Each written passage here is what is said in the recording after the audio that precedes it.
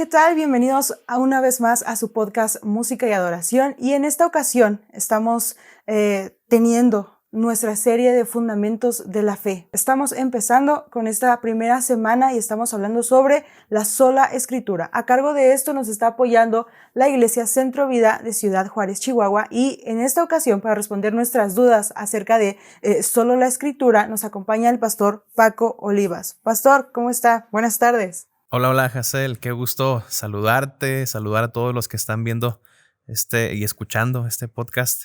Gracias por la oportunidad, la invitación y la oportunidad de apoyarlos. Es un placer para nosotros. El placer es todo nuestro. Muchísimas gracias a ustedes por estar haciéndose el tiempo. Gracias por tomar este momento para poder responder nuestras dudas. Muchas gracias y vamos a empezar. Hay algunas preguntas interesantes por ahí que nos gustaría abordar. La primera nace de una situación que me tocó vivir. Estábamos viendo ahí unas cosas y alguien me preguntó, ¿es cierto que la Biblia no es infalible? O sea, que la Biblia tiene errores. Y esto nació en base a que esta persona había visto una publicación en Instagram, y esta publicación te enseñaba cómo leer la Biblia. Entonces te decía, no, pues tienes que saber el contexto, el trasfondo, todo, ¿no? Y todo parecía estar en orden y al final decía, pero recuerda que la Biblia no es infalible. La Biblia tiene muchos errores científicos. Entonces esta persona comentó y le decía, pero ¿cómo es posible que la Biblia va a tener errores, no? Y la defensa de esta persona que había hecho esta publicación era el ejemplo de cuando Josué hizo la oración de decir que se detuviera el sol y que se detuviera la luna. Eso científicamente está incorrecto, ¿no? Entonces esa era su única como pase de decir, si esto está incorrecto, evidentemente hay muchas cosas más incorrectas.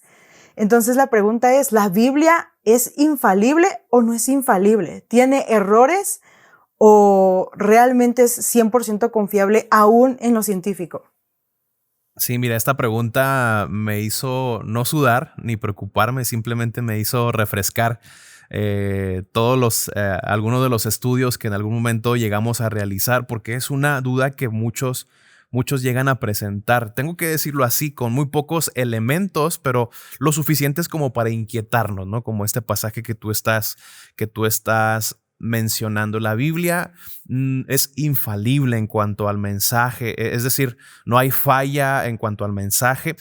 Tal vez si nos ponemos muy estudiosos y nos vamos al tema de los manuscritos y nos vamos al tema de la historicidad, nos vamos a las fechas, los especialistas, los apologetas, los defensores de la fe cristiana afirman que hay 0.02% de error, pero en lo que es ortografía y redacción. Otros opinan que es el 5% de margen de error en los escritos, en las traducciones que ahora tenemos, pero siguen siendo errores de tipo ortográfico, de tipo de redacción, palabras que a lo mejor porque estamos traduciendo del hebreo a la lengua occidental, bueno, que pierden un poco de esencia, pero el mensaje sigue estando intacto. El mensaje que es acerca de Jesucristo, Dios Padre, Dios Hijo, Dios Espíritu Santo, sigue por ahí, sigue intacto el mensaje. Es infalible definitivamente cuando de comunicar el mensaje de salvación se trata. Estamos hablando de que la Biblia no está hecha para satisfacer curiosidades, sino para alertar conciencias. Es decir, está hecha para que nosotros podamos entender el mensaje del evangelio. Algunos dirán cómo se pudo mantener la traducción de la antigüedad hasta ahora. Bueno, eso se responde con los manuscritos. La historicidad, la esencia de un escrito antiguo se muestra con el número de manuscritos que tenemos del Antiguo o del Nuevo Testamento. Investigando, encuentro que tenemos 5,700 manuscritos antiguos del Nuevo Testamento, y del Antiguo Testamento, que es del que tal vez podría haber más dudas, tenemos 11,331 manuscritos que se encontraron. Así que cuantos más manuscritos tenemos, según los especialistas, más fácil es identificar un error sustancial dentro de la Biblia, el cual no ha sido encontrado. Muchos toman, por ejemplo, los escritos de Platón como escritos históricos, filosóficos adecuados, cuando solamente cuentan con 7 manuscritos.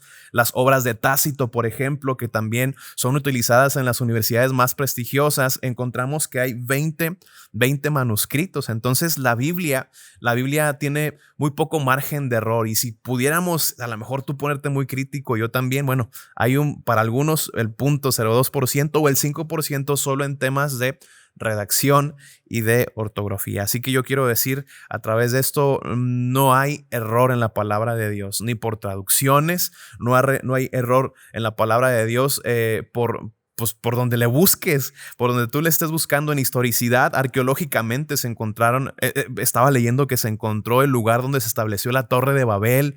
Los reyes de Israel están comprobables, no solo por la Biblia, sino por la historia universal. Todos los reyes que se enuncian ahí, vaya, hay demasiados elementos arqueológicos, hay demasiados elementos históricos como para intentar decir. Creo que es muy de ignorancia decir que el escrito bíblico no tiene valor. Está erróneo, porque son tantos los elementos a favor que sinceramente quedo mal como erudito si intento decir que la Biblia no tiene un valor, que tiene errores científicos. Además, fíjate, la Biblia tiene afirmaciones científicas maravillosas aun cuando la ciencia no las había descubierto. Por ejemplo, que la tierra estaba flotando sobre la nada.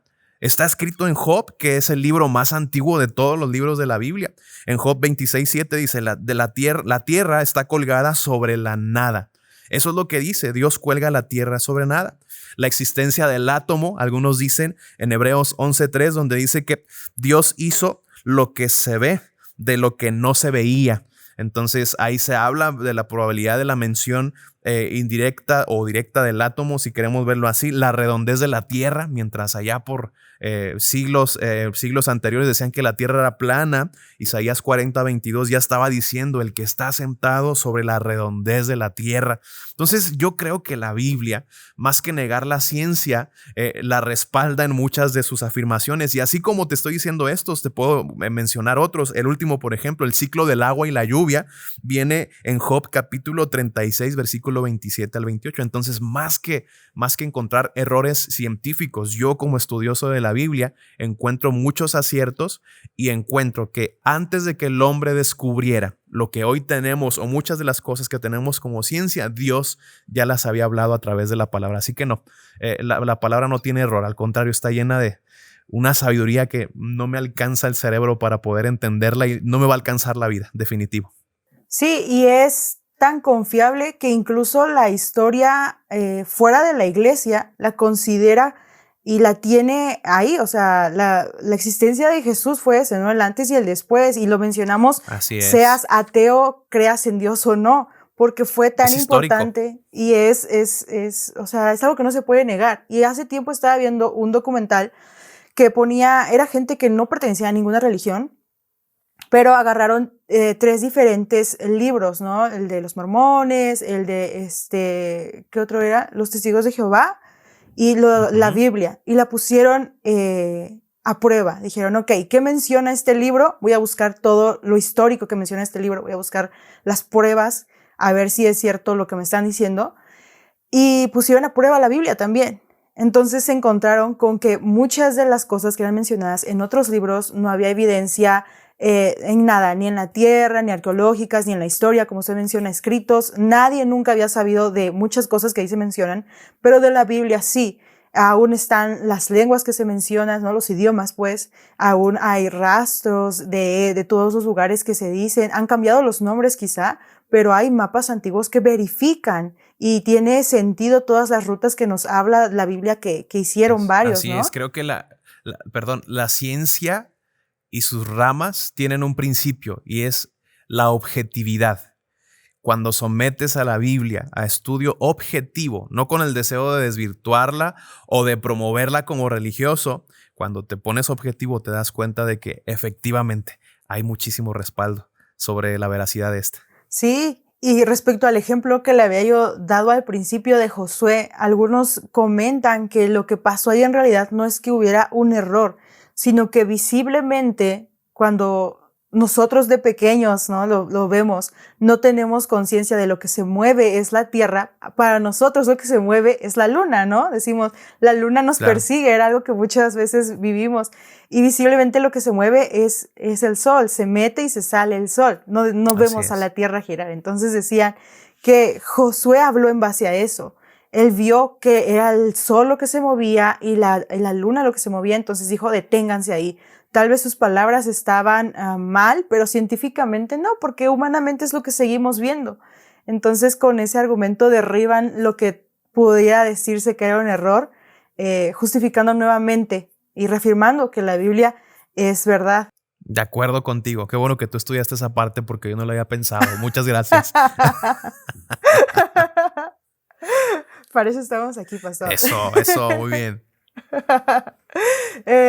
También otra duda que surgió y que de igual manera fue algo que me pasó a mí, fue que hace un par de meses una amiga comentó una publicación que yo hice sobre la Biblia y la veracidad de ella. Y ella me cuestionó y me dijo, ¿por qué tomas en serio a un libro tan antiguo de hace miles de años? ¿Por qué lo haces? La pregunta es esta, ¿podemos tomar a la Biblia en cuenta en un tiempo tan actual, tan moderno como el nuestro, siendo que la Biblia es un libro de hace miles de años? Sí, ay, fíjate que nada más vayámonos a las estadísticas de venta. El libro más vendido en la historia, 3.900 millones de copias se han vendido de este libro llamado la Biblia. Es un libro tan intenso, tan profundo, tan lleno de sabiduría que hasta la fecha, el estándar, hoy me puse a investigar y quise corroborar esta información, es el libro más vendido. Yo siempre he pensado que la filosofía de Platón, Sócrates ha sido maravillosa, pero no ha revolucionado tantas vidas en nuestra actualidad como el mensaje que tiene la Biblia. Si a mí me preguntan si la Biblia es un libro actual, yo tengo que decir que yo veo personalmente cómo este libro y su mensaje sigue transformando vidas. Platón no tiene esa capacidad con sus escritos, aun y cuando están llenos de sabiduría humana. No veo una transformación de vidas a través de sus filosofías, pero siglos, miles de años después de la conformación de la Biblia, encuentro que su mensaje transforma vidas, contiene mensajes que como padre te voy a decir son tan útiles, contiene principios morales y éticos que cuando los aplicas en la vida diaria son tan importantes. Hay un libro que me gusta mucho que se llama La medida de un hombre, donde usando las normas en Timoteo de cómo elegir a un buen obispo, usando esto, una empresa contrata a sus trabajadores porque dicen, si nuestros trabajadores tienen estos elementos, tendremos buenos obreros dentro de ella. Entonces, encuentro que la Biblia tiene, es más, te lo digo así, me parece que muchas de las leyes que hoy nos rigen, me parece que muchos de los principios, valores fundamentales que tenemos se originaron en la Biblia. Y de ahí surgió todo esto, seamos muy honestos, de ahí vienen estos conceptos de valores y ética. Entonces sí, la Biblia, aunque es un libro que es antiguo, me parece que es el más antiguo definitivamente, es un libro que sigue teniendo un mensaje que transforma, que aconseja, que te da... que te da muchos elementos de vida que de aplicarlos no te hacen religioso, sino que de aplicarlos hacen tu vida mucho más llevadera. Así que mi respuesta sería, la Biblia es un libro muy antiguo, pero con una relevancia tal para nuestro tiempo que debiéramos considerarlo, porque de verdad sigue teniendo y seguirá teniendo un mensaje transformador. Dice la Biblia que pasará el mundo, Jesús dijo y lo escribió en la Biblia que el mundo pasará y todo esto, pero su palabra no pasará.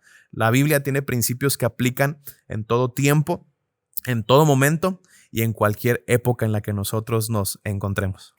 Y hablando acerca de eso, también uno de los versículos que se menciona mucho es que la palabra de Dios sigue siendo actual o sigue haciendo efecto en nuestras vidas porque es viva y eficaz, ¿no? Es mencionado eso en Hebreos, nos dice que la palabra de Dios es viva, eficaz y traspasa todo en nosotros. ¿Qué significa esto? ¿Qué quiere decir que la palabra de Dios es viva? Sí, bueno, mira, tú estás enunciando Hebreos 4:12, donde dice que es viva, poderosa, que es cortante. Es que la Biblia no es solo papel con tinta impresa. La Biblia contiene palabras que te exponen.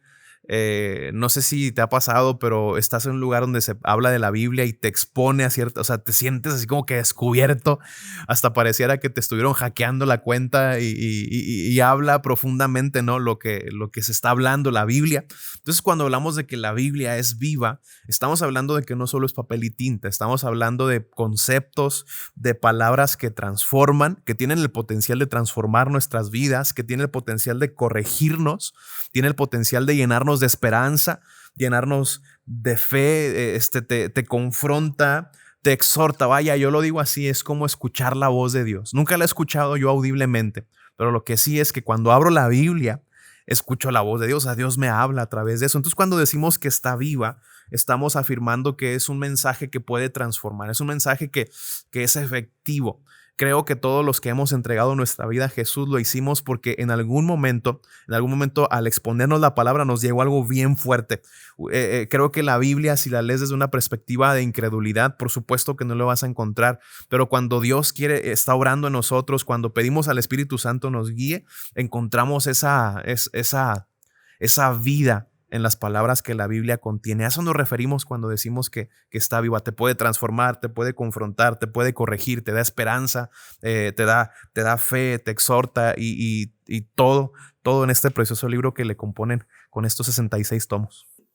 Tiene que ver también con que nosotros tenemos que leer la palabra de Dios de la manera correcta, ¿no? Con la actitud que debemos, como usted mencionaba, cuando tomamos la Biblia y nada más buscamos encontrarle errores, no va a empezar a hacer un cambio real en nosotros.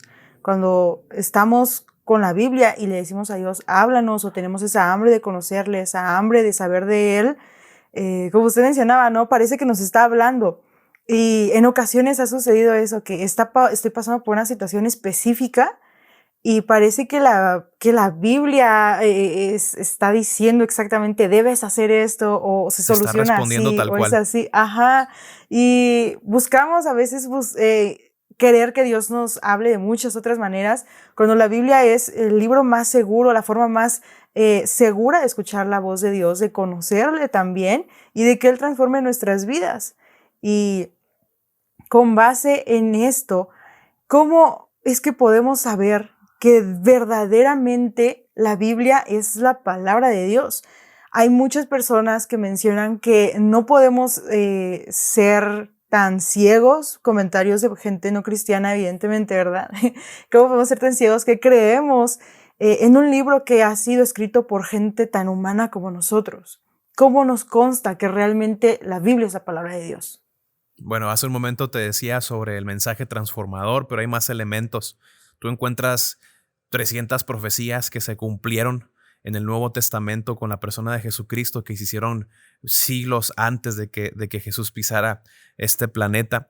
Tú te das cuenta que este libro es un libro que se llevó a cabo en un periodo de 1500 años. Y lo que yo encuentro en Génesis es una unidad total con lo que ocurre en Apocalipsis, que para los que no saben es el primero y último libro de la Biblia y que tienen más de 1000 años de diferencia, y todos los autores bajo diferentes contextos sociales, políticos, de perfiles, cada uno de los autores inspirados por Dios. Es increíble la uniformidad, la unidad, a pesar de ser un libro que se conformó en un periodo de 1500 años. Si no fuera la palabra de Dios, uno de estos autores tuvo que haber diferido, tuvo que haber una discrepancia. Es imposible que tantos autores en 1500 años hayan escrito algo tan uniforme. Es más, Moisés no conoció a Juan, ¿sabes? O sea, Moisés escribió el Pentateuco y Juan escribió el Apocalipsis 70, 80 años después de Jesucristo. Entonces tú dices, ¿cómo es posible tanta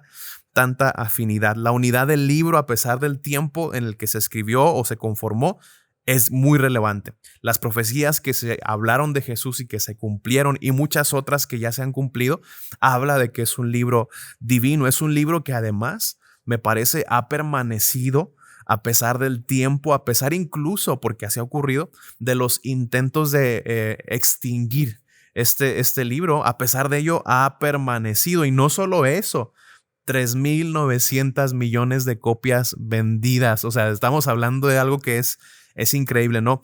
Yo digo, Dios no está en esto. O sea, de verdad todavía pensamos que Dios no está guardando este libro porque en él encontramos la revelación de quién es Dios. Bueno, una parte de lo que él quiso mostrarnos. Creo que la profecía, la unidad del libro y la permanencia a pesar de las diferentes épocas que hemos atravesado en la historia universal detallan y dan testimonio de que este no es un libro cualquiera.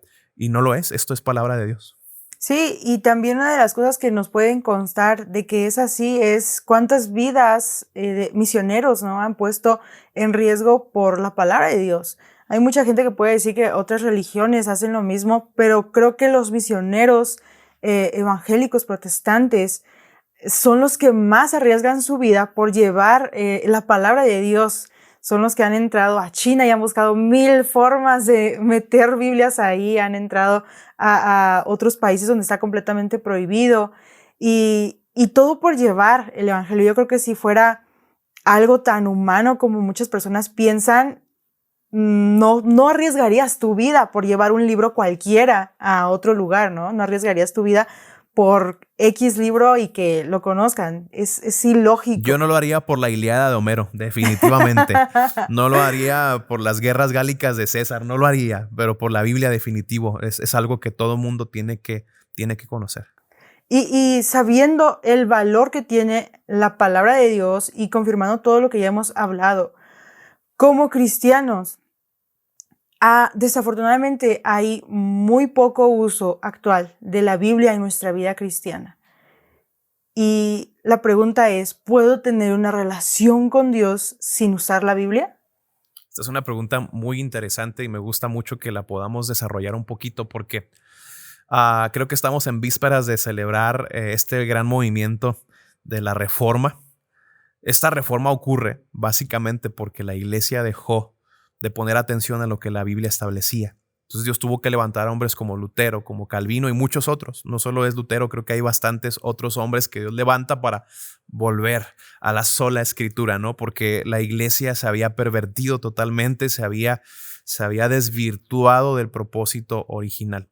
Entonces esto responde a que definitivamente no es posible tener una relación con Dios sin estar al pendiente y conocer la palabra de Dios, la Biblia.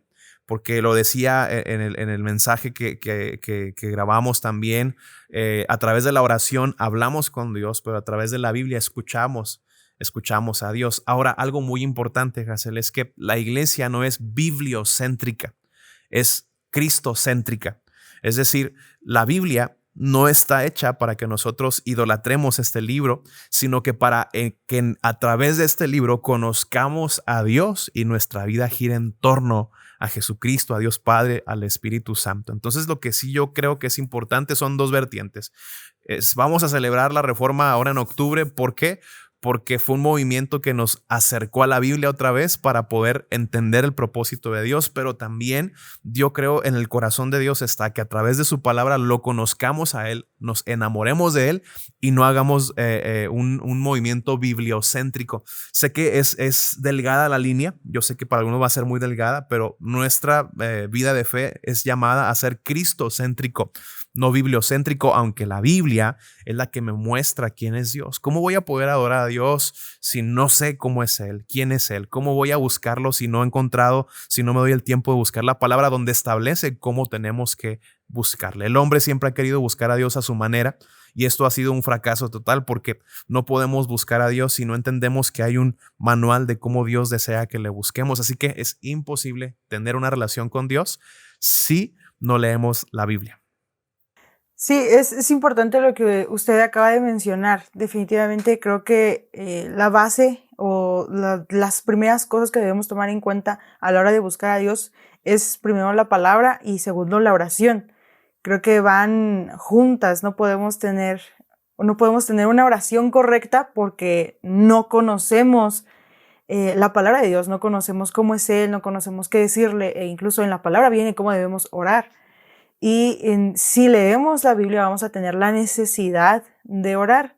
Entonces, intentar separar ambas es imposible, no, o sea, no tendría un sentido, ¿no? Y cuando juntamos las dos podemos comprender de mejor manera a Dios, podemos entenderlo, pero también, como usted dice, podemos adorarlo de una manera más correcta, más sabia, porque ya no nada más va a ser en nuestras ideas, sino con los fundamentos de Dios. Y por el contrario, si te vas nada más a la Biblia sin la oración, vas a encontrar lo que tú decías hace un momento, ¿no? Gente que está buscando cómo desvirtuarla con una actitud incorrecta. Y bueno, quien quiere encontrar defectos en algo, aunque no los haya, siempre los va a inventar. Así que oración y Biblia van absoluta y totalmente de la mano. Sí, y usted acaba de decir algo bien interesante. Hay veces que dentro de la iglesia nos podemos ir completamente al extremo de ver la Biblia como un libro de estudio solamente. Y si bien es importante estudiar la palabra, volvemos a lo mismo, ¿no? Es importante estudiarla con el fin de conocer a Dios, con el fin de mejorar nuestra relación, con el fin de glorificarle, no con otro fin, porque a veces me ha tocado ver a gente que se obsesiona con la Biblia, con verlo como un objeto de estudio nada más. Y entonces yo considero, mi opinión muy personal es que a veces empezamos a cometer idolatría o sea, teniendo a tantos teólogos que decimos, ay, es que si este teólogo dijo esto y el otro dijo lo otro, y dejamos a la Biblia de lado a veces y se empieza a citar tanto la opinión de otros teólogos que dejamos a la Biblia fuera, y pienso que también ese es un extremo bien peligroso, bien riesgoso, y que nos puede incluso llevar a la idolatría, donde ya no tomas en cuenta lo que dice la Biblia, ya no tomas en cuenta tu relación con Dios, sino solamente te basas en lo que grandes teólogos han dicho. Y es algo que también tenemos que tener muchísimo cuidado con eso, más dentro de una congregación. Así es, Hazel. Aquí la congregación es un lugar donde la gente no necesita teólogos, necesita ministros.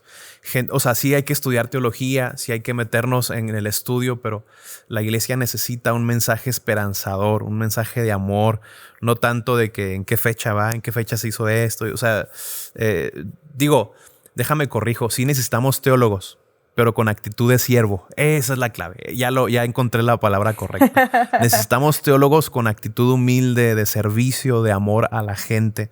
El mensaje de la Biblia es tan precioso que creo que si somos cuidadosos de presentarla con amor, con mucho estudio, pero sobre todo en dependencia del Espíritu Santo, Dios obra de una manera tal que creo que bien expuesta la palabra, muy pocos se pueden resistir al mensaje de amor que Dios ofrece, porque todo se trata de Jesús, todo se trata de un mensaje de salvación, de amor, de misericordia, de gracia. Y bueno, sí necesitamos estudiarla mucho, necesitamos teólogos, pero con actitud de siervos y de amor al prójimo. Eso marca mucho la diferencia.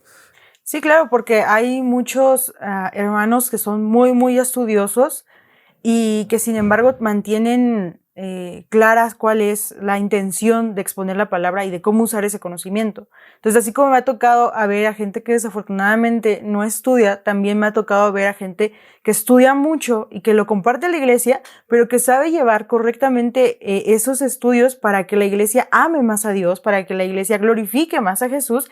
Y creo que es ahí donde el conocimiento nos favorece, donde el conocimiento me topa con la realidad, ¿no? Por ejemplo, ahorita lo que estábamos hablando, cuando me doy cuenta de que estudiando la Biblia todavía es más certera, puedo dar gracias a Dios por su palabra, puedo dar gracias a Dios de que usó la Biblia para revelarse en nuestras vidas, porque sin la Biblia no sabríamos qué hizo Jesús en la tierra, sin la Biblia no sabríamos que hay alguien en el cielo que mandó a su Hijo a morir por nosotros. Entonces, no estamos en contra del estudio, No, al contrario, hay que estudiarla mucho. Sino el cuidar cuál es el objetivo, ¿no? Y que, como usted mencionaba, seamos cristocéntricos. Siempre el centro de todo sea Cristo. Si estudiamos para la gloria de Dios, si conocemos la palabra para la gloria de Dios, y si lo compartimos es para que la iglesia se enamore todavía más de Cristo, para que la iglesia todavía conozca más del Señor y podamos compartirlo de una manera mucho más eficaz a los demás, porque a veces no conocemos toda la grandeza de Dios y por eso a veces nos cuesta todavía compartir a los demás sobre Jesús. Así es, así es. Entonces, a todos los que nos están escuchando, conozcamos a Dios a través de la palabra y la oración. A todos los predicadores o aspirantes a predicación, a predicadores, por favor, estúdienla mucho hasta haber entendido, no todo, pero sí sobre el amor de Jesús, que es lo que la gente requiere escuchar en este tiempo. Acuérdate que dice Pablo que la profecía básicamente es palabra de Dios. Un profeta es como la boca de Dios, pero también yo tengo profecía, por así decirlo, en mis 66 libros de la Biblia. Dice que es para consolar, es para edificar, es para exhortar. Si yo uso la Biblia para condenar, si yo uso la Biblia para presumir, yo estoy usando las cosas de manera incorrecta. Acuérdate que es edificación, consolación y exhortación. Para eso tenemos que ser conocedores de la palabra. Amén, amén. Bueno, hermano, pues creo que podemos acabar de esta forma, pastor. Sí. ¿Hay algo más que le gustaría agregar? No, pues nada más agradecerte la invitación. La he disfrutado mucho. La disfruté más de lo que esperaba porque dije, hoy vamos a hablar muy profundo, vamos a hacer abstracción del pensamiento, pero he disfrutado mucho este tiempo. Muchas felicidades por tu programa y por darle Gracias este enfoque de verdad. Creo que se necesita escuchar más material como este, y gracias por la invitación. A nombre del equipo, de verdad, estuvieron los muchachos del equipo musical. Gracias por la invitación. Para nosotros ha sido un honor poder servirles. No, muchas gracias a ustedes, gracias a que pudieron como iglesia responder a esta invitación. De verdad, no lo esperábamos tan, no sé, esta respuesta tan padre que nos han dado. Un placer siempre poder platicar con usted, pastor, y muchas gracias por estar aquí. Con esto nos despedimos. Muchas gracias a ustedes también que nos han escuchado. Si llegaron hasta este punto, les recordamos que cada semana vamos a tener una nueva sola de las cuales vamos a hablar. Vamos a tener también un momento de alabanza, un momento de exposición y un tiempo de preguntas. Checa en nuestra página qué días vamos a estar subiendo cada cosa.